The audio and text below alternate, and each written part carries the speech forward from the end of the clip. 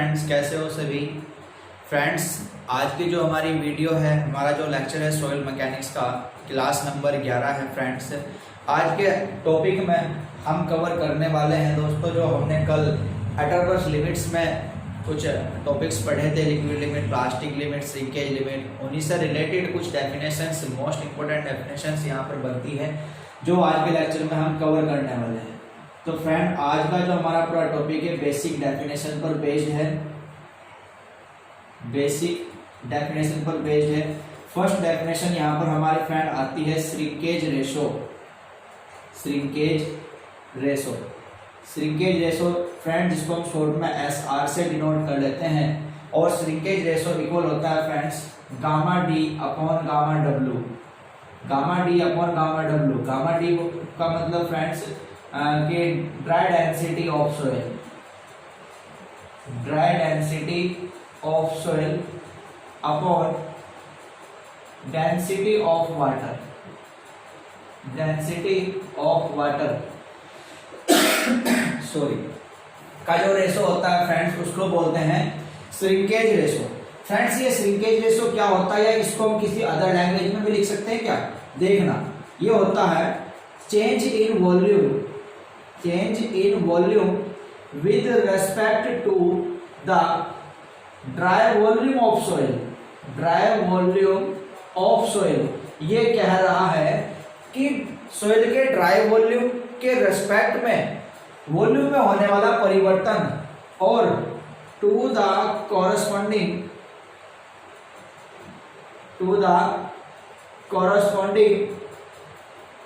Change in water content, change in water content. ये कह रहा है कि इसी के समरूप वाटर कंटेंट में होने वाला जो परिवर्तन है के रेशो को श्रिंकेज रेशो कहा जाता है। मतलब ये हुआ, इस थ्योरी को हम एक फॉर्मूले के रूप में अगर लिखे, इसने कहा चेंज इन वॉल्यूम। वॉल्यूम में चेंज क्या होगा, मान लो कोई इनिशियल कंडीशन में वॉल्यूम रहा होगा V1 और कोई फाइनल कंडीशन में वॉल्यूम रहा होगा V2। अगर उनको हम माइनस कर दे तो हमारा वॉल्यूम में परिवर्तन हो जाएगा V1 माइनस V2। बट इसने कहा with respect to dry volume of soil. ये कह रहा है कि जो आप ये चेंजिंग निकाल रहे हैं, किसके रिस्पेक्ट में निकाल रहे, सोइल के ड्राई वॉल्यूम के केस में निकाल रहे हो। ड्राई वॉल्यूम फ्रेंड्स ये कह रहा है यहाँ पर गामा डी को, ये ड्राई वॉल्यूम गामा डी को ही कह रहा है ये। और फिर इसी के समान change in water content. Water content कैसा, इनिशियल कंडीशन में कुछ वाटर कंटेंट रहा होगा, फिर फाइनल कंडीशन में कुछ वाटर कंटेंट रहा होगा, तो उनका डिफरेंस, इसके रेशो को ही श्रिंकेज रेशो फ्रेंड्स कहा जाता है। ठीक है, तो ये आपका एक श्रिंकेज रेशो होता है फ्रेंड्स, जो कि आपको याद रखना है। ठीक है फ्रेंड्स, नेक्स्ट यहाँ पर हमारी डेफिनेशंस बनती है plasticity index.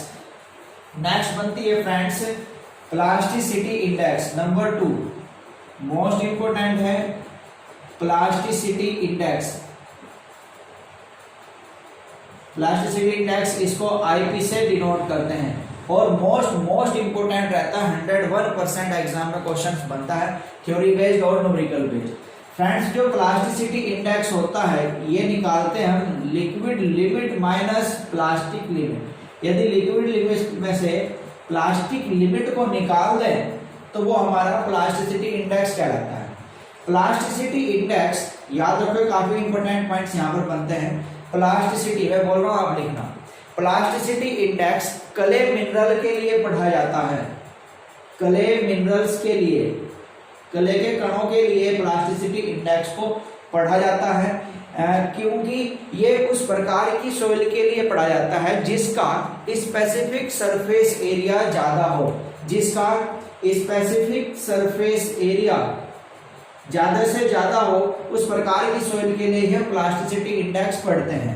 Specific surface area friends मैंने आपको बताया था, एरिया ऑफ 1 ग्राम सोइल, 1 ग्राम की सोइल का एरिया जो होता है उसको स्पेसिफिक सरफेस एरिया कहा जाता है। तो याद रखना, क्ले मिनरल्स के लिए प्लास्टिसिटी इंडेक्स पढ़ा जाता है और उस प्रकार की सोइल के लिए पढ़ते हैं जिसका स्पेसिफिक सरफेस एरिया ज्यादा हो, क्योंकि स्पेसिफिक सरफेस एरिया अगर ज्यादा होगा तो वो सोइल उतना ही पानी एब्जॉर्ब करेगी, उतना ही पानी खींचेगी, और जब उतना ही पानी वो खींच रही है मतलब उसकी लिक्विड लिमिट बढ़ रही है। और लिक्विड लिमिट अगर बढ़ेगी फ्रेंड्स तो ये वैल्यू बढ़ेगी, ठीक है। तो इसलिए उस प्रकार की सॉइल के लिए पढ़ा जाता है जिसका स्पेसिफिक सरफेस एरिया ज्यादा से ज्यादा हो, और क्ले का स्पेसिफिक सरफेस एरिया सबसे ज्यादा होता है। इसलिए जब क्ले का सरफेस एरिया सबसे ज्यादा है तो वो ज्यादा से ज्यादा पानी एब्जॉर्ब करेगी, ठीक है। तो याद रखना हमेशा स्पेसिफिक सरफेस एरिया जब क्ले का ज्यादा है तो उसकी लिक्विड लिमिट सबसे ज्यादा होती है और उसी का प्लास्टिसिटी इंडेक्स भी ज्यादा होता है। तो क्ले का स्पेसिफिक सरफेस एरिया सबसे ज्यादा होता है, क्ले का प्लास्टिसिटी इंडेक्स भी सबसे ज्यादा होता है। सैंड की अगर बात करें, सैंड और ग्रेवल की बात करें, सैंड और ग्रेवल का स्पेसिफिक सरफेस एरिया बहुत कम होता है, इसलिए इनका आईपी का मान यानी कि प्लास्टिसिटी इंडेक्स 0 होता है, ठीक है फ्रेंड। ये बात आप याद रखोगे। नेक्स्ट अगर इसको यहाँ पर फाइंड करें, ये आप एक बात समझना, यदि किसी भी कंडीशन में प्लास्टिक लिमिट ग्रेटर हो जाती है लिक्विड लिमिट से, if any condition plastic limit greater than liquid limit, तो आप फ्रेंड देख सकते हो यदि प्लास्टिक लिमिट ज्यादा है लिक्विड लिमिट से, ये वैल्यू ज्यादा है इससे, मान लो ये वैल्यू 20 है और ये वैल्यू 10 है, तो फ्रेंड्स जब इसको आप सोल्व करोगे तो यहाँ पर वैल्यू जो आपको मिलेगी वो कैसी मिलने वाली है, वो आपको मिलने वाली है नेगेटिव। और याद रखना प्लास्टिसिटी इंडेक्स ऑलवेज पॉजिटिव होता है, कभी भी नेगेटिव नहीं होता फ्रेंड्स, ठीक है फ्रेंड्स। याद रखना प्लास्टिसिटी इंडेक्स ऑलवेज पॉजिटिव होता है, ये नेगेटिव नहीं होता। तो अगर ये आता है तो आप यहाँ पे याद रखोगे कि देन आईपी वैल्यू आपको कैसी मिलेगी, नेगेटिव मिलेगी। और ऑलवेज ये भी याद रखना, always IP is not equal negative के, आईपी कभी भी नेगेटिव नहीं होता। तो अगर ऐसी कंडीशन आती है उस केस में हम आईपी की वैल्यू को 0 मान लेते हैं, ठीक है। उस केस में हम आईपी की वैल्यू को 0 मान लेते हैं, क्लियर, याद रखोगे। अगर एक एग्जांपल में देखें, फॉर एग्जांपल के रूप में अगर मैं आपको बताऊं, मान लेता हूं कि एक लिक्विड लिमिट आपके पास है, liquid limit 20% and liquid limit 20% और प्लास्टिक लिमिट 25%। तो आपने आईपी बताना है कि कितना होगा। तो फ्रेंड आप जानते हो आईपी बराबर liquid limit minus plastic limit, ये 20 और ये 25, तो यहां से क्या हो गया वैल्यू -5। और आपको पता है कि IP is not equal negative के, आईपी कभी भी नेगेटिव नहीं होता। तो उस केस में फ्रेंड्स आप आईपी का मान 0 मान लोगे, ठीक है। उस केस में आईपी की वैल्यू 0 मान ली जाती है, हम उस नेगेटिव को नहीं लेते, ठीक है। ये बात आप याद रखोगे। ऑप्शन में आपको ये -5 भी गिवन होगा, +5 भी गिवन होगा, 0 भी होगा, नन भी होगा। तो उस केस में आप आईपी के मान को 0 मान लोगे, ये बात आपको याद रखनी है, ठीक है फ्रेंड्स। तो मोस्ट इंपोर्टेंट क्वेश्चन यहां से बनता है, ये ज्यादा से ज्यादा ये आपको याद रखना है, ठीक है भाई। अब यहाँ पर इस प्लास्टिसिटी इंडेक्स को एक टेबल के रूप में समझते हैं, ये भी मोस्ट इंपोर्टेंट टेबल यहाँ पर बनती है जो कि आपको याद रखनी है। देखोगे, मान लेते हैं कि हमारे पास ये कोई टाइप ऑफ सोइल है, सोइल का टाइप है, ये हमने मान लिया लिक्विड लिमिट, ये मान लिया प्लास्टिक लिमिट, और इधर मान लिया ये हमने आईपी। तो फ्रेंड्स मान लिया हमारे पास पहली सोइल है यहाँ पर सैंड एंड ग्रेवल, सैंड और ग्रेवल है। सैंड और ग्रेवल जो कि दोनों की दोनों नॉन प्लास्टिक होती हैं। याद रखना, अभी आपको बताया सबसे ज्यादा प्लास्टिसिटी इंडेक्स किसका होता है, क्ले मिनरल का होता है, और सैंड और ग्रेवल का 0 होता है। याद रखना, उस पॉइंट में लिख लेना, क्ले का स्पेसिफिक सरफेस एरिया सबसे ज्यादा होता है, इसलिए उसका प्लास्टिसिटी इंडेक्स सबसे ज्यादा होता है। सैंड का स्पेसिफिक सरफेस एरिया बहुत कम होता है, इसलिए उसका आईपी का मान 0 होता है। क्ले मिनरल के लिए प्लास्टिसिटी इंडेक्स बढ़ाया जाता है क्योंकि क्ले का स्पेसिफिक सरफेस एरिया सबसे ज्यादा होता है, वो ज्यादा से ज्यादा पानी को एब्जॉर्ब कर लेगा, ठीक है। ये पॉइंट आपको लिख लेना है। तो ये नॉन प्लास्टिक, तो नॉन प्लास्टिक का मतलब ये लिक्विड लिमिट और प्लास्टिक लिमिट 0 रहे होंगे, तभी आगे आईपी कुछ नहीं आएगा, ठीक है। ये बात आपको याद रखनी है। नेक्स्ट नंबर 2 हमारे पास सोइल आती है सिल्ट। सिल्ट के लिए दोस्तों याद रखोगे लिक्विड लिमिट की वैल्यू 30% से 40% होती है, 30% से 40%, और ये होता है 20% से 25%, 25%। ठीक है फ्रेंड्स, और आईपी की वैल्यू 0 से 15% आपको मिलती है, ये सिल्ट के लिए। नेक्स्ट हम पढ़ते हैं इसको क्ले के लिए। क्ले दोस्तों दो कैटेगरी रखी गई है, एक एलोवियल क्ले, एक आती है आपके पास एलोवियल क्ले। इसके लिए ये 40 से 50% होता है, 40 से 50%, ये 25 से 50% होता है फ्रेंड्स, और ये आपका फाइनली आपका ये आ जाता है 15% से 100%। ठीक है फ्रेंड्स, ये क्ले के लिए होता है। मोस्ट इंपोर्टेंट, यहाँ से एग्जाम में 101% क्वेश्चन बनता ही बनता है। नेक्स्ट हमारे पास क्ले, ये ब्लैक टाइप की क्ले होती है दोस्तों, ब्लैक कलर के लिए, तो वो स्पेशल आपसे इसके लिए वैल्यू पूछ लेता है, तो आपको ये याद रखनी है। ये आता है इसका 400 से 500, और ये 200 से 250।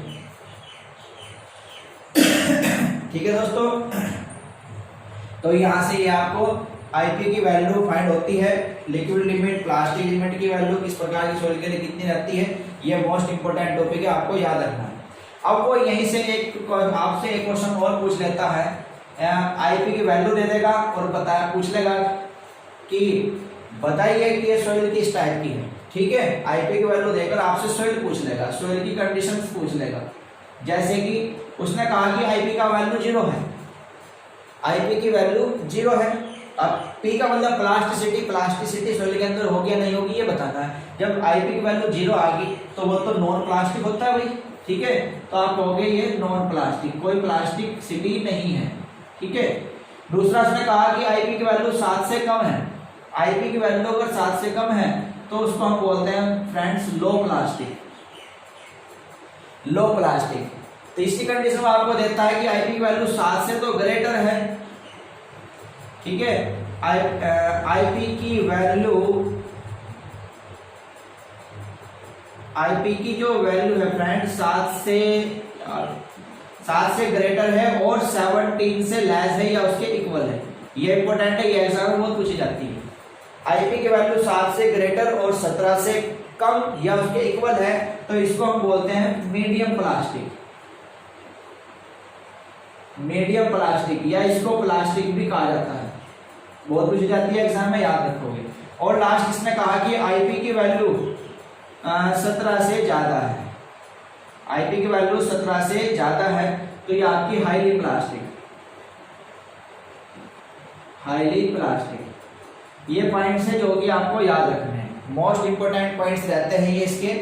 ठीक है फ्रेंड्स, ये आपको याद रखने हैं। अब हम नेक्स्ट डेफिनेशन पढ़ते हैं। यहाँ पर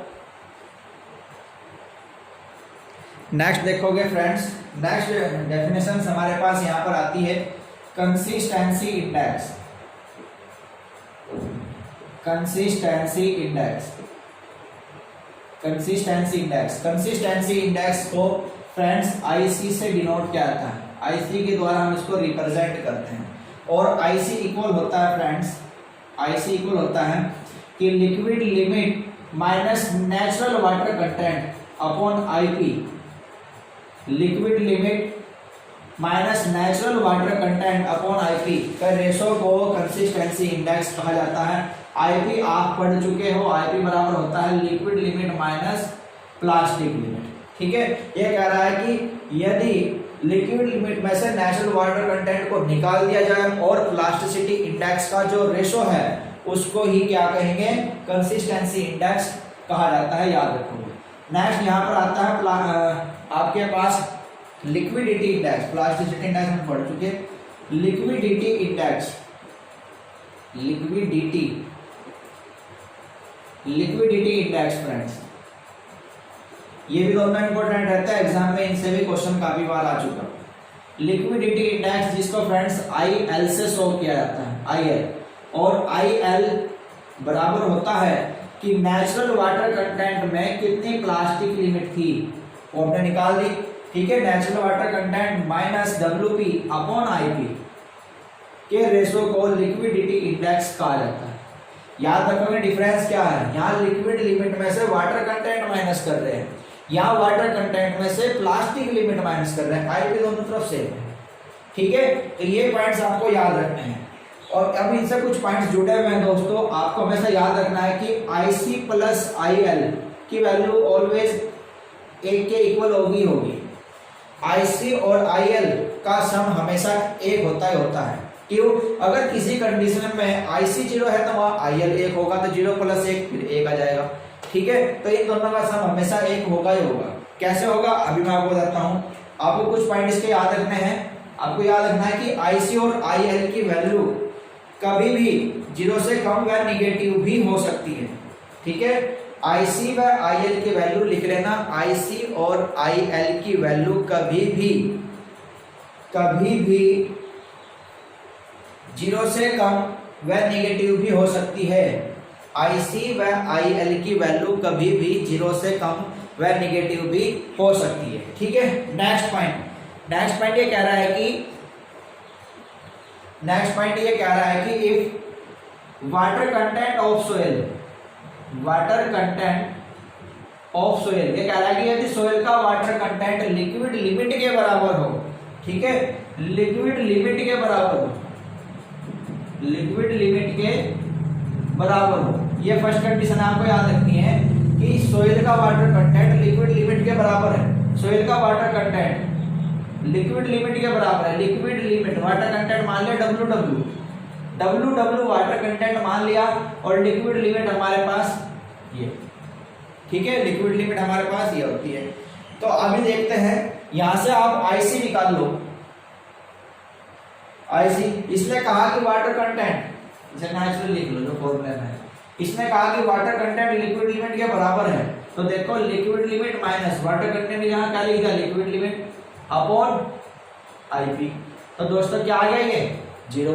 तो मतलब आपको ये याद रखना है कि यदि वाटर कंटेंट लिक्विड लिमिट के बराबर होता है तब IC की वैल्यू 0 होगी, तब IC की वैल्यू क्या होगी, 0 होगी।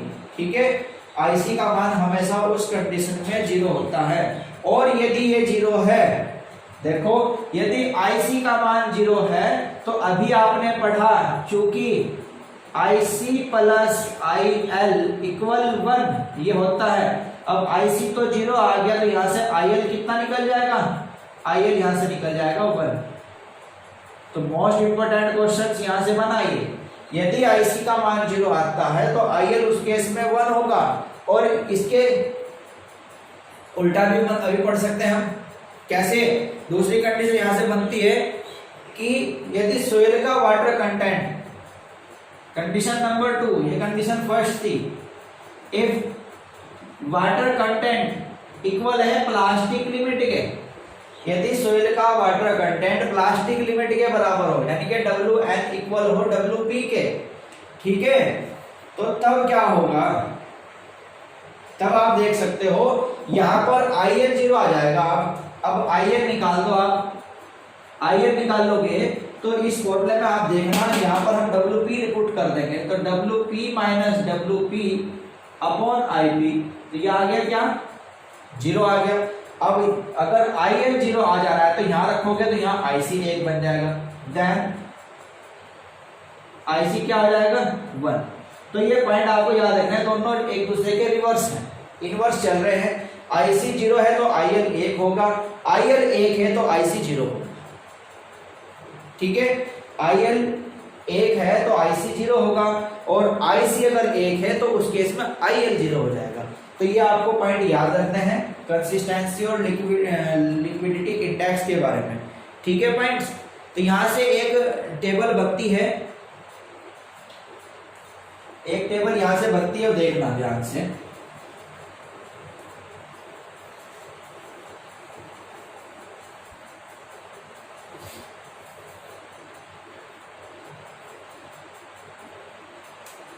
यदि आपके पास कंडीशन है सॉलिड स्टेट की, सॉलिड,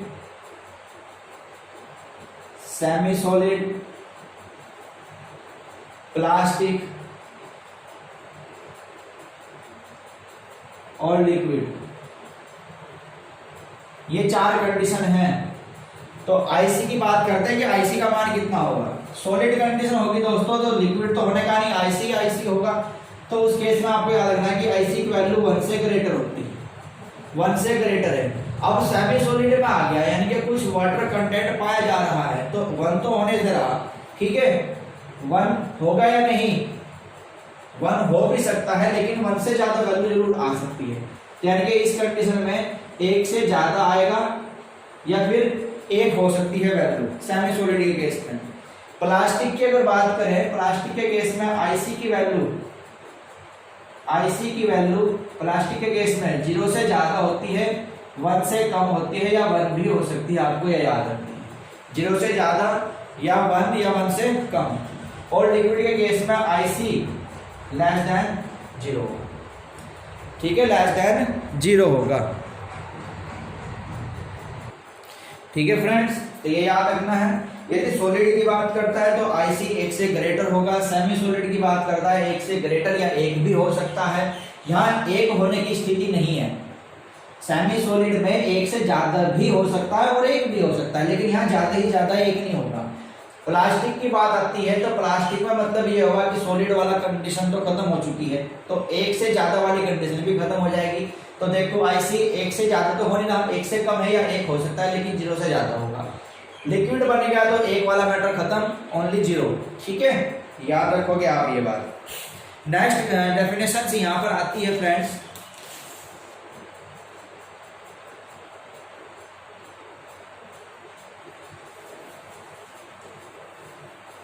नेक्स्ट डेफिनेशन हमारे पास यहाँ पर आती है टफनेस इंडेक्स।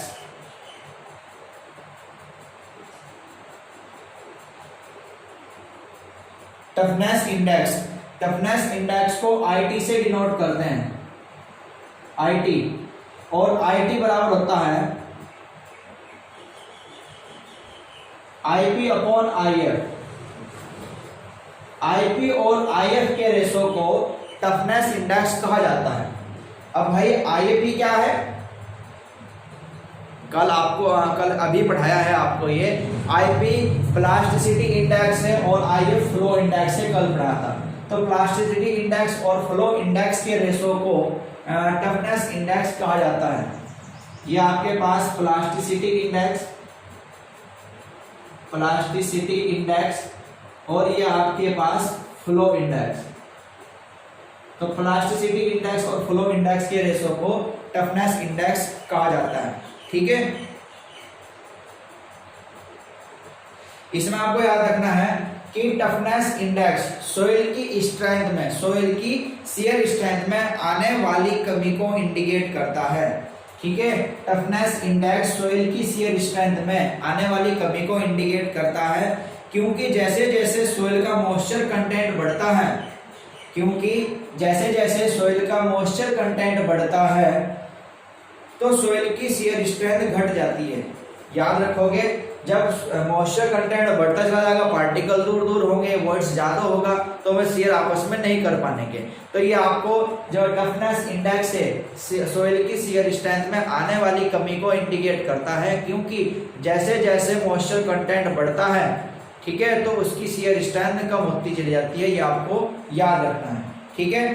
टफनेस इंडेक्स की वैल्यू आपको याद रखना, आईपी की जो वैल्यू है ये 0 से 3 के बीच होती है। आईपी की वैल्यू 0 से 3 के बीच होती है, लेकिन क्ले सोइल के लिए, फॉर क्ले सोइल के लिए आईपी की वैल्यू 1 से 3 होती है, ये भी आपको याद रखनी है, 1 से 3 होती है क्ले सोइल के लिए, ठीक है दोस्तों। तो ये होता है हमारा टफनेस इंडेक्स। नेक्स्ट डेफिनेशन हमारे पास आती है रिलेटिव डेंसिटी, जिसको बोलते हैं सापेक्ष घनत्व, रिलेटिव डेंसिटी। आईडी से इसको डिनोट क्या आता है, आईडी, और ये होता है आपका e max minus e n upon e max minus e minimum. समझना ये क्या है, ई मैक्स का मतलब है फ्रेंड्स यहाँ पर मैक्सिमम वॉइड रेशो, ठीक है फ्रेंड्स, ये है आपका मैक्सिमम वॉइड रेशो। दोस्तों मैक्सिमम वॉइड रेशो कब होगा, सॉइल आपकी दो कंडीशन में हो सकती है, एक लूज कंडीशन और एक डेंस कंडीशन। एक पास पास वाली कंडीशन, सॉइल के पार्टिकल चिपके हुए हैं, और एक दूर दूर है। तो वॉइड रेशो मैक्सिमम कब होगा? वॉइड रेशो का मतलब वॉइड्स तब कंडीशन, वॉइड्स की कंडीशन तब ज्यादा होगी फ्रेंड्स जब उनके बीच, पार्टिकल के बीच गैप ज्यादा हो। क्योंकि वॉइड रेशो हमने पढ़ा था E बराबर VB upon V, volume of voids के डायरेक्टली प्रोपोर्शनल होता है। तो वॉल्यूम ऑफ वॉइड्स जितने ज्यादा होंगे तो वॉइड रेशो उतना ही मैक्सिमम होगा। तो जो ये E मैक्स लिखा हुआ है, मैक्सिमम वॉइड रेशो, ये लिखा हुआ है आपका इन लूज कंडीशन में मैक्सिमम वॉइड रेशो। और दोस्तों E मिनिमम, ये है minimum void ratio. Minimum void ratio minimum कब होगा? जब सॉइल के पार्टिकल आपस में चिपके हुए होंगे। और कब होंगे? जब उसको हमने कंप्रेस कर दिया हो, उनको पास पास ले आए हो। और पास पास वाली कंडीशन होती है डेंस कंडीशन, डेंस कंडीशन। ठीक है, तो E minimum, minimum void ratio mean dense condition. और EN क्या है? Natural void ratio, natural voids ratio. ठीक है फ्रेंड, नेचुरल वॉइड रेशो आपका क्या है? EN है। तो ये वैल्यू होती है। इसको हम एक फॉर्मूले से और फाइंड कर सकते हैं फ्रेंड। तो फॉर्मूला क्या है देखना, E मैक्स, ये फॉर्मूला डायरेक्ट एग्जाम में पूछा जाता है, याद रखोगे। नेक्स्ट आ सकता है आपके पास ID is equal to gamma D max और gamma D natural minus gamma D minimum upon gamma D natural, NAT short में लिख रहा हूं, ये नेचुरल है। ये हो जाएगा gamma D max minus gamma D minimum.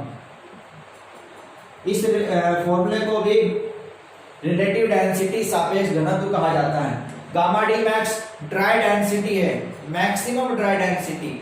Maximum dry density कब होगी? जब डेंस कंडीशन होगी। ठीक है, तो गामा D मैक्स का मतलब है maximum dry density, maximum dry density in dense condition. ठीक है friend, dense condition maximum dry density. और gamma D minimum, minimum density, dry density minimum कब होगी? जब लूज कंडीशन होगी।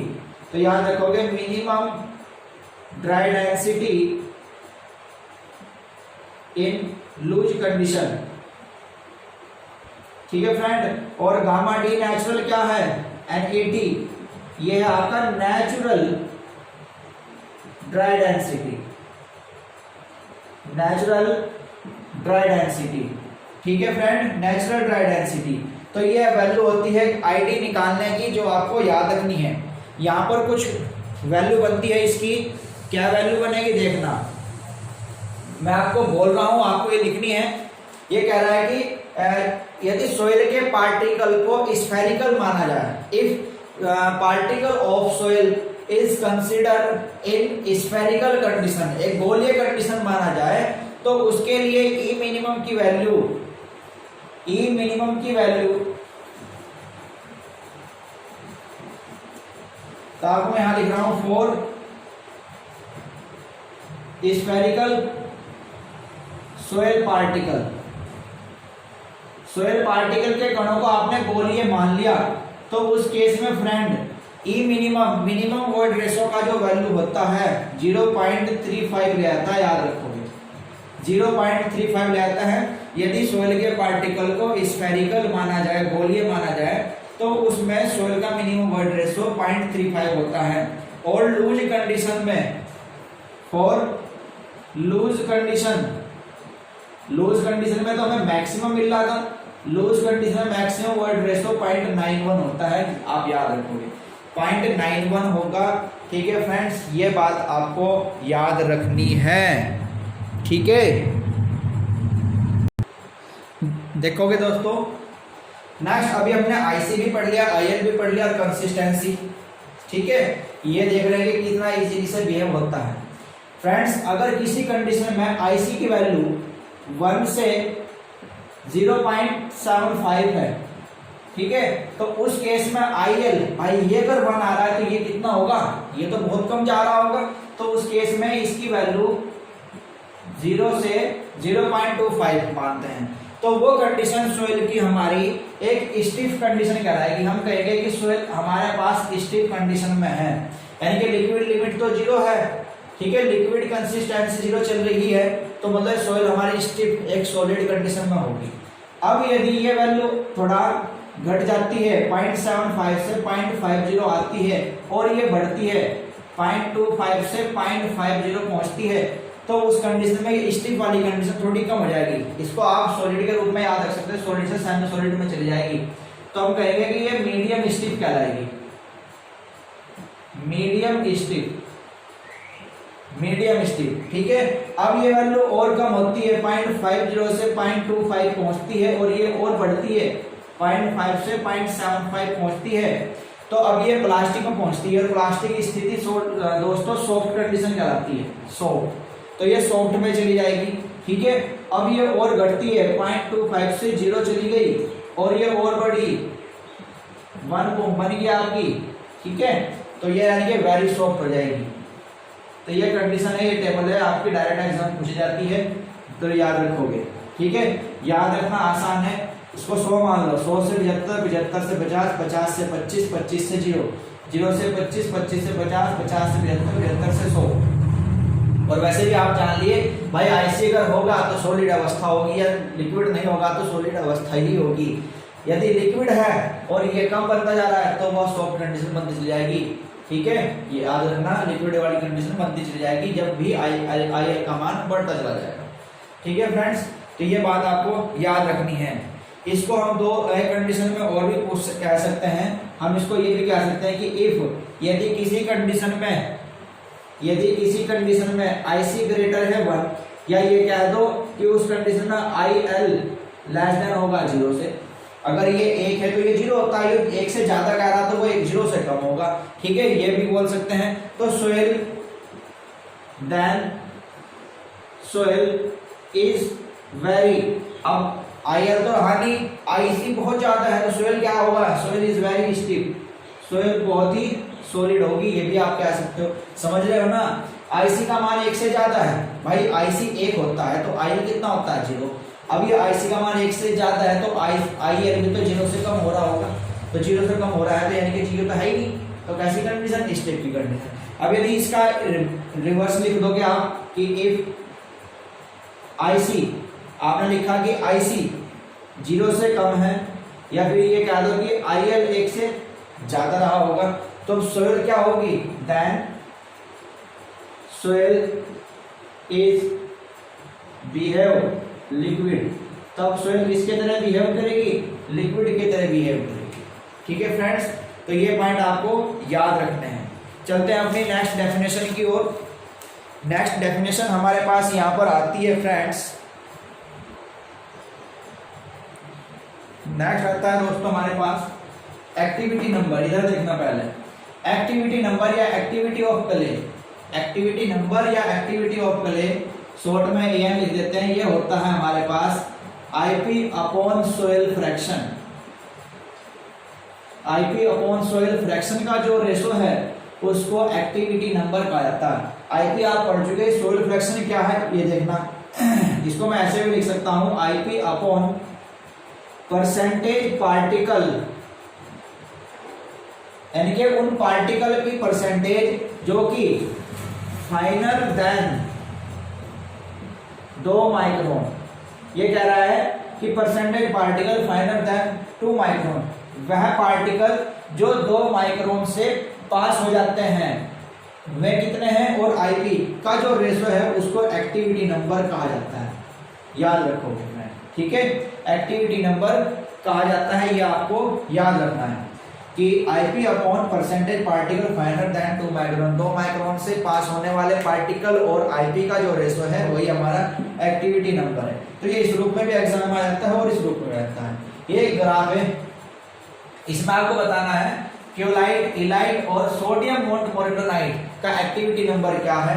तो आपको याद रखना है सोडियम मोंटमोरिलोनाइट का एक्टिविटी नंबर सबसे ज्यादा होता है, ठीक है, सबसे ज्यादा होता है सोडियम मोंटमोरिलोनाइट का एक्टिविटी नंबर 7.2, इलाइट का उससे कम होता है और क्योलाइट का उससे भी कम होता है। ये आपको डायरेक्ट याद रखना है, ठीक है फ्रेंड्स। तो ये था हमारा एक्टिविटी नंबर। या एक्टिविटी ऑफ क्ले। ठीक है, एक डेफिनेशन और पढ़ते हैं, उसके बाद इस बची हुई इस लेक्चर की जो इम्पोर्टेंट टर्म है, बेसिक टर्म है, वो नेक्स्ट वीडियो में कंप्लीट करेंगे। ठीक है फ्रेंड्स, तो नेक्स्ट है फ्रेंड हमारे पास थिक्सोट्रोपी। थिक्सोट्रोपी काफी बार एग्जाम में पूछा जा चुका है। क्या होती है? अब जो सोइल अपनी शियर स्ट्रेंथ को खो चुकी है उसको दोबारा प्राप्त करने का तरीका है। तो थिक्सोट्रोपी सोइल की वह प्रॉपर्टी है जो यह बताती है कि सोइल अपनी शियर स्ट्रेंथ को किस दर से, किस रेट से रिगेन करती है, यानी कि दोबारा प्राप्त करती है। रिमल्डेड करने के बाद, दोबारा मिलाने के बाद सोइल अपनी शियर स्ट्रेंथ को किस दर से वापस प्राप्त कर लेती है, उसको ही क्या कहा जाता है फ्रेंड्स? थिक्सोट्रोपी कहा जाता है। मैं उसकी डेफिनेशन बोल रहा हूं, आप लिखोगे। थिक्सोट्रोपी सोइल की वह प्रॉपर्टी है जिससे यह पता चलता है कि सोइल अपनी शियर स्ट्रेंथ को, किस दर से, किस रेट से रिगेन करती है, रिगेन दोबारा प्राप्त करती है, रिमल्डेड होने के बाद। रिमल्डेड होने के बाद ये लाइन, ये वर्ड क्वेश्चन में लिखा हुआ होता है आफ्टर रिमल्डेड, तो आपको याद रखना थिक्सोट्रोपी। ठीक है, तो किस दर से रिगेन करती है रिमल्डेड होने के बाद। ठीक है, और आपको ये भी याद रखना है कि रिमल्डेड शियर स्ट्रेंथ कम होती है, इज लेस देन, यानी कि जो रिमल्डेड करके आप शियर स्ट्रेंथ प्राप्त कर रहे हो वो कम होती है उस सोइल से जिसको आपने डिस्टर्ब ही नहीं किया, then undisturbed soil, undisturbed shear strength. ठीक है फ्रेंड, याद रखोगे कि जिस सोइल को आपने डिस्टर्ब करने के बाद दोबारा रिमल्ड कर रहे हो और शियर स्ट्रेंथ प्राप्त कर रहे हो, तो वो शियर स्ट्रेंथ कम ही मिलेगी उस सोइल से जिसको आपने डिस्टर्ब नहीं किया था। यानी कि अनडिस्टर्ब सोइल की शियर स्ट्रेंथ ज्यादा होगी, रिमल्डेड सोइल की शियर स्ट्रेंथ कम होगी। ठीक है फ्रेंड, तो आज की इस वीडियो में आज इतना रखोगे। ठीक है, इसकी बची हुई टॉपिक्स, बची हुई डेफिनेशन से कल की वीडियो में कंप्लीट करते हैं। ठीक है फ्रेंड्स, तो मिलते हैं बाकी नेक्स्ट वीडियो के साथ कल। जय हिंद।